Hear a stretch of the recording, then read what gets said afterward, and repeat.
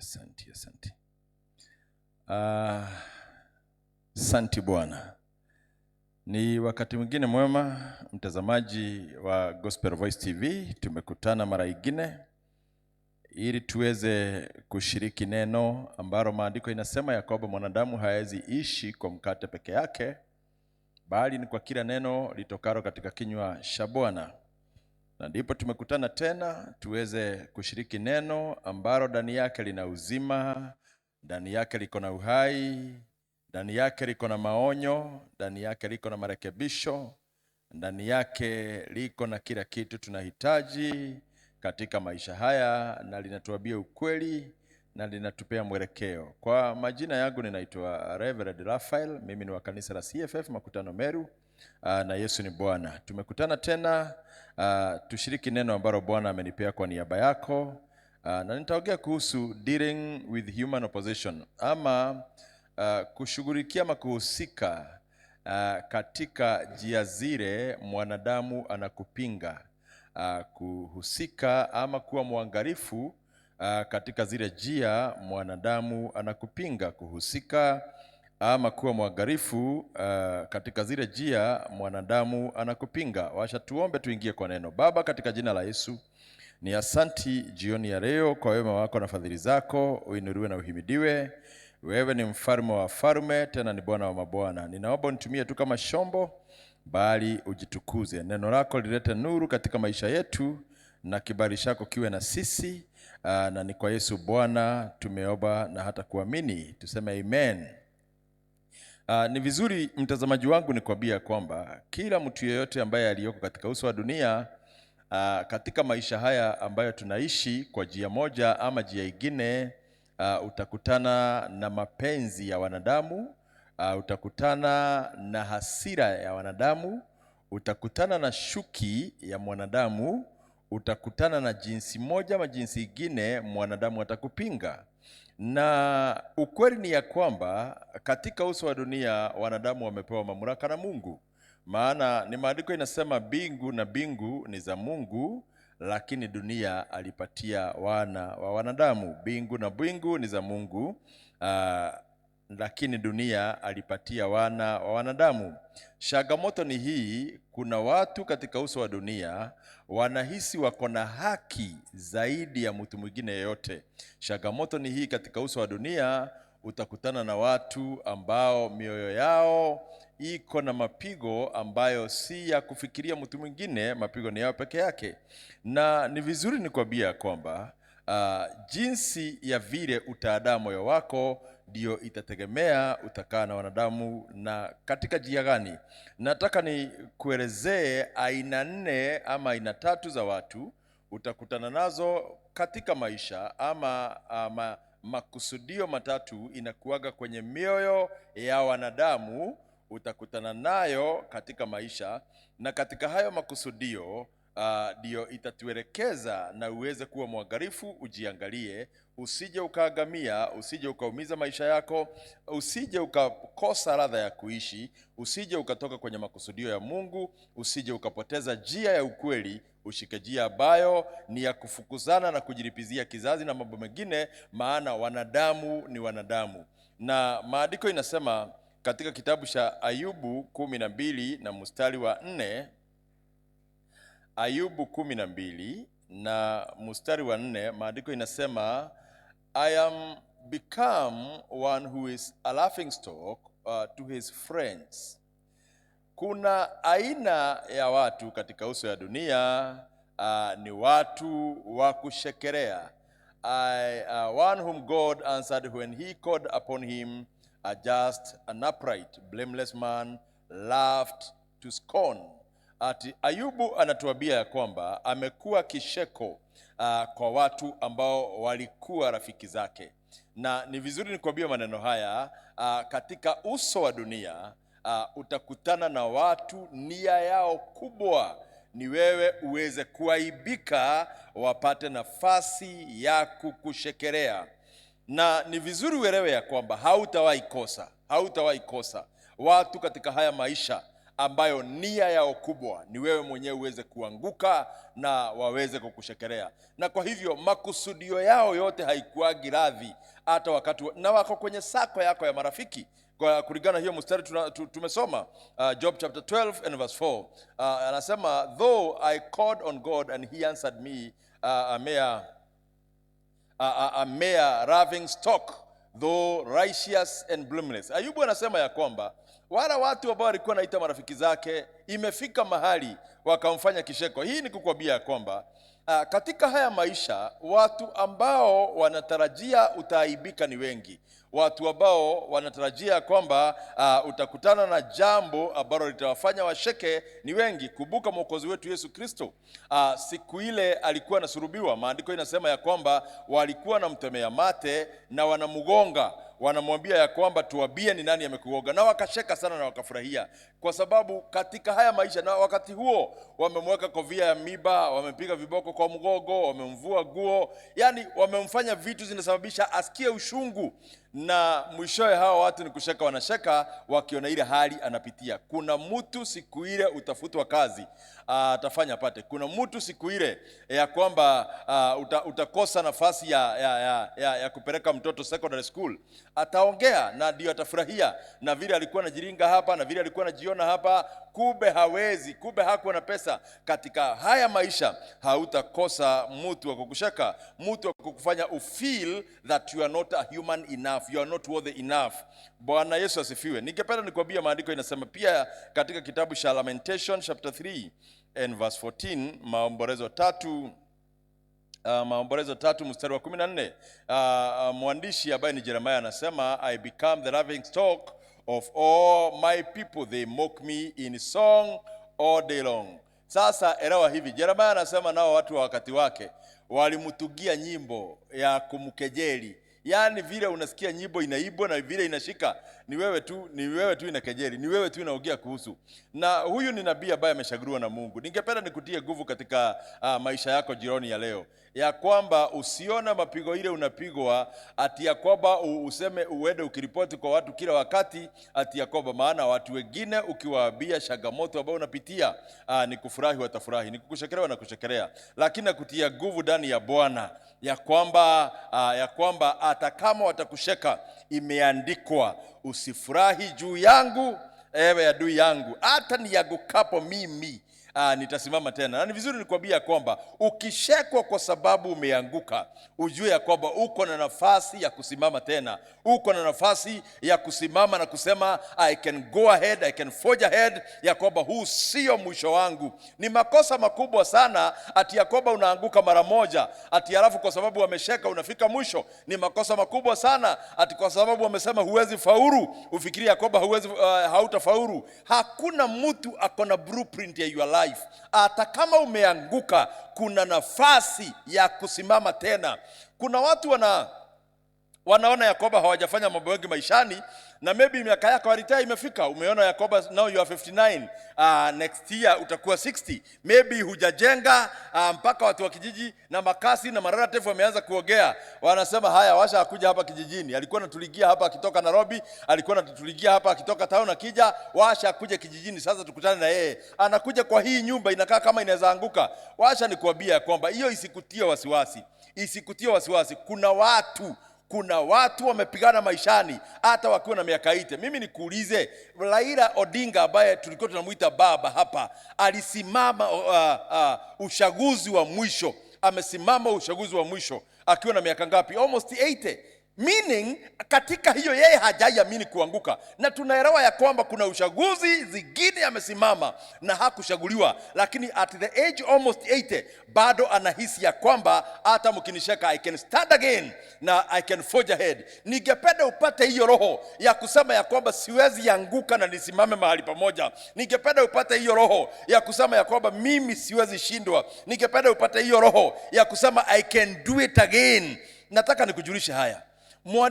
Mwenye kutengeneza light bulb tunaambiwa alifanya 99 tests, akijaribu zikianguka lakini hazikumshikia chini, mwishowe alisimama na akafaulu. Ningependa nikwambie kuna mtu anaitwa Ben Carson ameanguka mara mingi katika maisha. In fact, mara ya mwisho mwalimu alimwandikia report, Akapelekea mzazi, akamwambia huyu mtoto wako anahitaji shule ya elementary, maana hawezi shikanisha kitu hapa. Mamake alisoma barua ile akalia. Mpaka mtoto akamuuliza, kwani mama mwalimu ameandika nini? Akamwambia, mwalimu ameandika you are too wise. Wewe una hekima mingi, una ujuzi mwingi, una maarifa mingi ya kwamba huwezi mashi watoto wa ile shule. Na kwa hivyo mtoto akahisi hivyo hivyo. Mama ndiye anaelewa ya kwamba ile kitu nimeambiwa hapa si mtoto niko na yeye, lakini aliweza kuishinda hiyo. Kwa sababu gani? Watu wale wanakushekelea, they cannot define you. Ni vizuri uelewe ya kwamba yule mtu akona blueprint ya maisha yako, ya mahali unaenda, ambaye akona uwezo wa kukufikisha wewe kwa destiny ni Mungu peke yake. Na kwa hivyo kama Mungu hajakushekelea, you can deal with those men ambao wanashekelea. Ni kweli walishekelea Ayubu, lakini walikuwa nakula naye kwa meza moja. Ni kweli walishekelea Yeremia, lakini wanajua ni nabii wa ukweli. Katika haya maisha hayutawahi kosa mtu ambaye ako mahali pa kukushekelea. Kuna mtu ambaye anasikia kwamba ako na grace ya uibaji, lakini ukiangalia waibaji vile wanaiba, vile wameinuliwa, lakini wewe huna hiyo grace, mpaka unaona ya kwamba mimi siwezi iba. My friend, jifunze kuiba hata kama utaiba off key. Biguni hakuna kazi nyingine tunaenda kufanya, hakuna mashamba tunaenda kulima, tutakuwa tunaenda kuimba. Na ni lazima ukuwe muibaji mmoja wa biguni. You are heavenly material. Kwa hivyo usishekelewe ukose utoka kwenye ile line yako ya baraka. Usishekelewe utoka katika ile line Mungu amekuandalia ya kukufikisha kwa hatima. Usishekelewe utoka katika ile line ambayo Mungu ameamua ya kwamba hii ndio line ile mimi nitafikisha huyu katika maisha yake.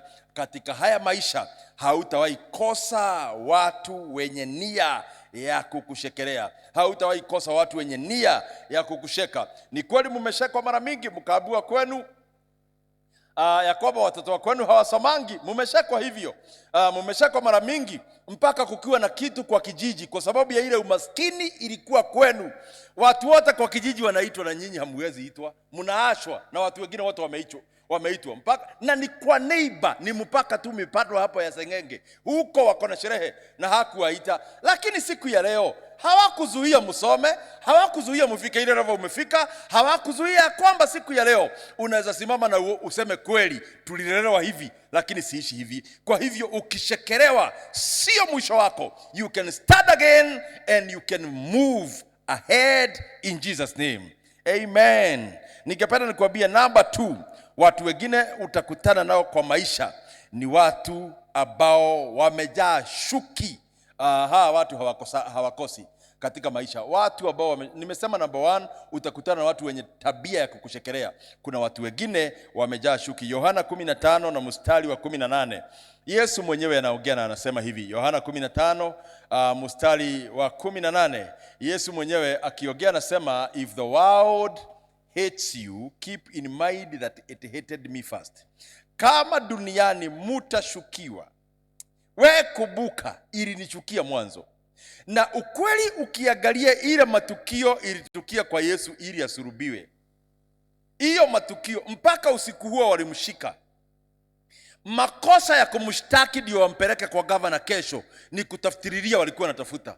Hawakuwa na makosa ambayo wanasema ni hii haswa tumemshikia. Maana usiku huo walikuwa wanaulizana, na kesho tukimfikisha tutasema ni nini amefanya. Meaning hata wao ndani ya mioyo yao wanajua ya kwamba ni shuki imewasukuma. Si ati kuna kitu wameona na macho yao amefanya kimesababisha ama kinaweza sababisha asulubiwe, lakini kwa sababu ya shuki walisukumana na yeye, mwisho akamsulubu. Lakini Yesu mwenyewe anaongea hapa Yohana 15 mstari wa 18 anasema ya kwamba wakiwashukia mkumbuke ya kwamba walinishukia. Katika uso wa dunia kuna mtu atakuingilia kazini. Si ati kwa sababu ukifutwa atalipwa mshahara mara 2. Hapana. Si ati kwa sababu ukifutwa ya kwamba sasa yeye atainuliwa position ile ambayo umetoka.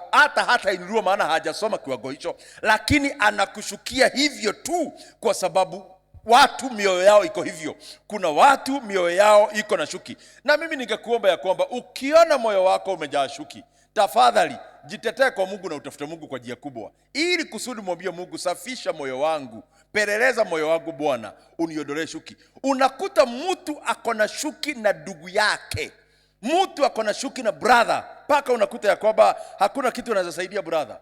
Anabraga ako na mali, anabraga amebarikiwa, watoto wake wanasoma, lakini mtoto wa sister anakaa nyumbani, na akikaa nyumbani wewe uko na uwezo. Na ni shuki tu ya kwamba, can I tell you, Yesu anauliza ya kwamba mimi nimeponya wagonjwa wenu, nimelisha nyinyi mkiwa mko na njaa. Unakumbuka kuna siku alilisha watu 5,000.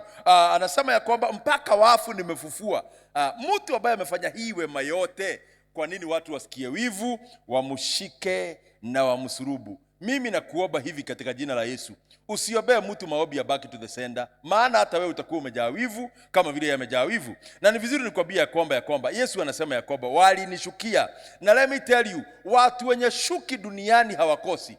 Imagine watu brothers wameshikana, brother kama 10, wakasema huyu ndugu yetu huyu kwa sababu ya hizi ndoto amejifanya hapa anaota, siku moja tutakutana na yeye. Na ukweli siku moja babake akamtuma Joseph mahali walikuwa naenda kulisha kondoo, aenda akawatafute. Na walipomuonea kwa bali, walisema ndio yule mwenye kuota, washa afike hapa leo atatuambia. Wakamshika, wakamweka kwenye shimo ya kisima, wakasema wamuashe hapo. Alafu wakaona hatutasaidika tukimwasha hapo. Walipoona Waishmaeli waliokuwa wakifanya biashara na ngamia zao wakienda, wakawaita wakawaambia, tuko na mtu tunaweza wahusia kama slave. Walimuuza ndugu yao life, wakamuuza their brother. Na ni nini? Ni shuki. Mioyo ya watu inajaaga shuki, na ni lazima ujue kukaa na watu wenye shuki. Lazima ujue kukaa na watu, mtu mwenye shuki na amefisha shuki yake, siku ile utaenda kumuomba ushauri, maana hautakuwa unajua, atakupoteza njia na akutoe katika njia ya haki na akutoe katika njia ya ukweli. Mtu ambaye mwenye shuki, maana moyo wake umejaa shuki. Kwa mfano, kuna mtu kwa Biblia anaitwa Ahithofel. Baada ya Daudi kuua Uria na akashukua mke wake akaoa, Ahithofel alikuwa anaita Uria alikuwa anaita Ahithofel uncle. Ahithofel alijawa na shuki kwa moyo alipopata nafasi ya kujiripiza katika nyumba ya Daudi. Alishauri mashauri, mtu hawezi shauri mtu mwingine. Maana yule kijana ambaye alikuwa anafukuza Daudi, Ahithofel alirudi pande ya kwake na akaketi katika hiyo kiti na akashauri mashauri. Ila ushauri baya sana ishawahi shauriano katika Biblia ni Ahithofel alipeana hiyo ushauri. Na ni kwa sababu gani? Ni kwa sababu moyo wake umejaa shuki. Na let me tell you, ukivaa nguo mzuri utashukiwa. Let me tell you, ukijenga nyumba mzuri kwa kijiji yenu utashukiwa. Let me tell you, ukiwa na gift ya uibaji utashukiwa. Ukiwa na gift ya kuhubiri utashukiwa.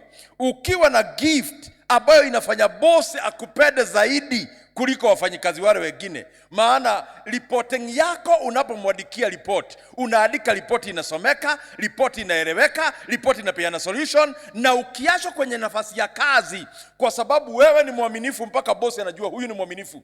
Yaani anajua ya kwamba nitamwashia funguo ya hii kazi kwa sababu ni mwaminifu. Kwa ajili ya hiyo uaminifu wako utashukiwa. Lazima uelewe hivyo. Na kwa hivyo hiyo haisababishi ya kwamba ati useme nitalisaini kazi kwa sababu wafanyikazi wenzangu wananishukia. Tafuta binu ya kujiombea na uombe Mungu wakupende, maana katika uso wa dunia lazima utakutana na watu wenye shuki.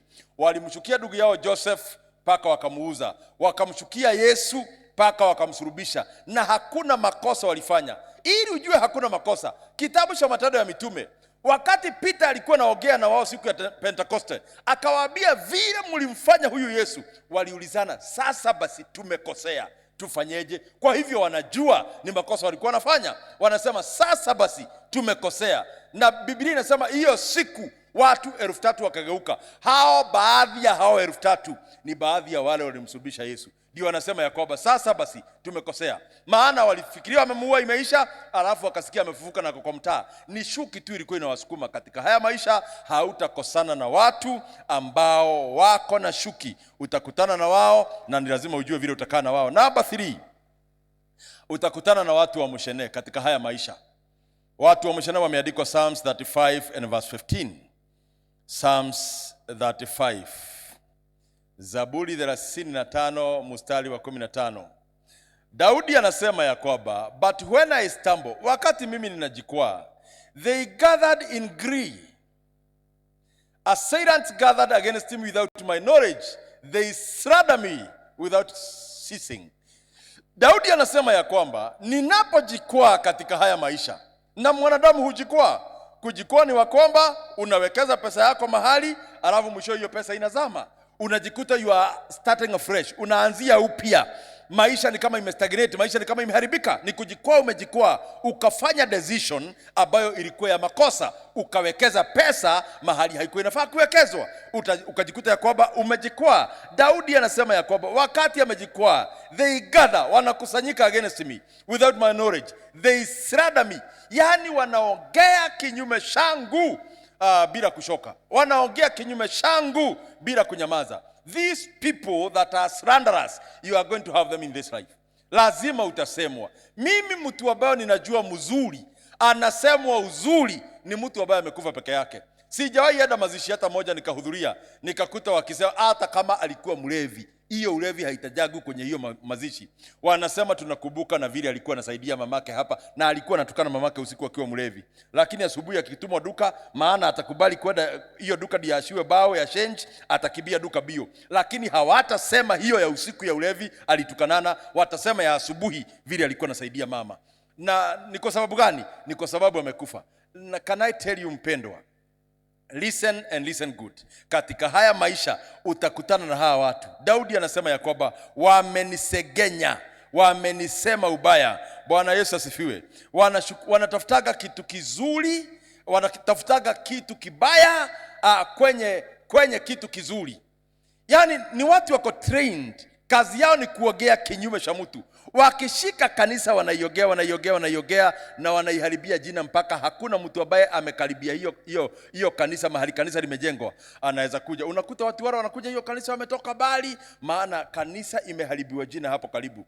Unakuta mtu amesemwa ubaya mpaka watu wakimwangalia hawaoni kama ana maana tena katika maisha. Na hii ndio system ambayo inatumika Kenya. Ukiangalia katika misingi na njia za utendakazi wa kiserikali,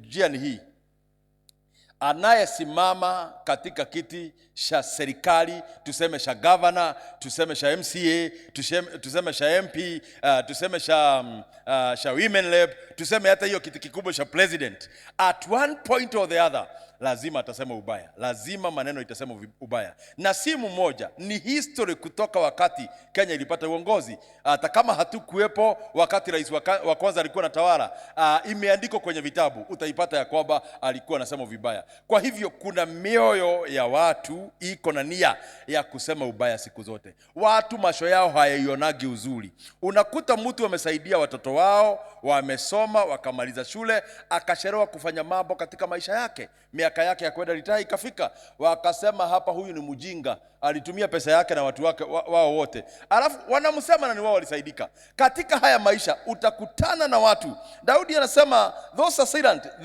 they slander me without ceasing. Verse 16.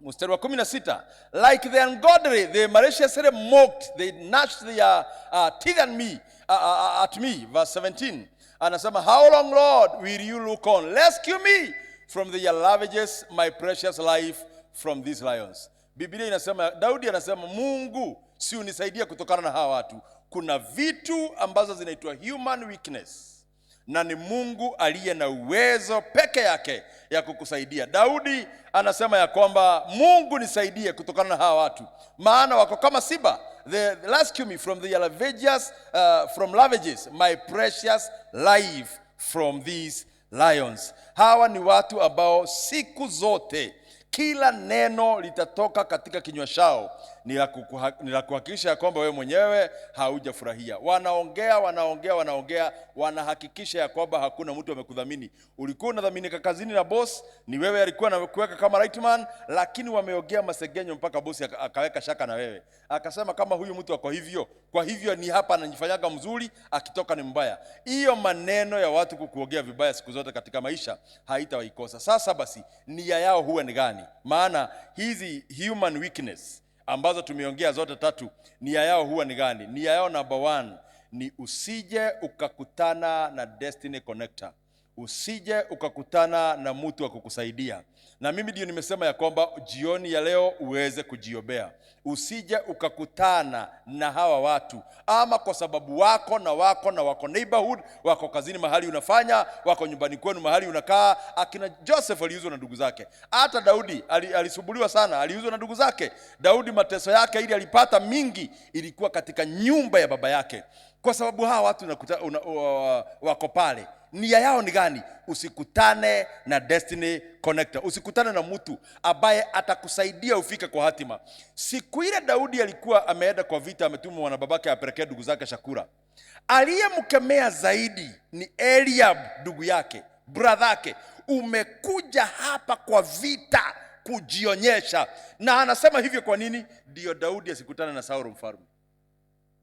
Umekuja kwa vita kujionyesha. Daudi anauliza, yule mtu ataua huyu Goliath atafanywa nini? Akaambiwa atapewa. Mfalme amesema nyumba yao haitalipa tax. Mfalme amesema Yakoba atampatia binti wake aoe. Mfalme amesema atamuinua. Daudi aliposikia hivyo, na Eliabu ako hapo na ako kwa hilo jeshi, na ni mmoja wale wanatoroka Goliath akisimama, akasema umekuja tu hapa kujionyesha katika hizi vita. You have nothing to offer, it's just a show off. Nia ya Joabu ilikuwa gani? Daudi asipelekwe kwa mfalme Saul, asikutane na yule mtu ambaye Mungu amepanga huyu ndiye atamuwezesha kufika kwa hatima yake. Kwa hivyo nia yao moja, wanapoongea kinyume chako, ni ya kwamba usifike kwa destiny connector. Number 2, nia yao ni gani? Ni waweze kukushafulia jina. Maandiko inasema ya kwamba a good name is better than a fine perfume. Jina lako liko na uwezo wa kuvutia vitu vizuri. Jina lako ni mzuri kuliko marashi. Na kwa hivyo wanapoongea kinyume na ubaya wako, design hiyo ni ili jina lako lishafuliwe. Jina lako linaweza fanya transaction on your behalf. Unaweza tuma mtu mwambie nenda dukani useme upewe shilingi 2,000 na ni mimi nimekutuma, utaenda kulipa, nitakuja kulipa. Wakisema ni wewe umetumana, ya kwamba hiyo pesa inapeanwa hata bila kuuliza maswali, kwa sababu jina lako liko na uwezo kama title deed. Jina lako, kuna watu wakiingia kwa benki leo hawaitishwi collateral wanapopewa pesa, kwa sababu jina lao lenyewe limewasimamia. Ati Yakoba, wewe umesema unaitwa fulani, huyu ashane na huyu apewe pesa. Hata asiitishwe collateral, atalipa. Anapewa pesa based on what? Anapewa pesa kulingana na jina. Wanaponena kinyume, ni jina wanataka liharibike. Maana jina likiharibika, jina liko na uzito katika maisha yako. Jina lina determine the how far you go. Jina litadetermine utapewa nini. Mungu akitaka kukutengenezea jina, anaanzaga na kukutengenezea jina. Aliambia Abraham, I will make your name great. Kwa sababu jina liko na uzito, I will make your name great. Na kwa hivyo lazima ujue when you are dealing with human weakness, ni nini target yao. Number 1, usikutane na destiny connector. Number 2, jina lako liweze kushafuliwa ili lisije likakufanyia transaction hata za kiroho. Na unaelewa maandiko inasema ya kwamba ni nani ataruhusiwa kukaa katika nyumba ya Bwana?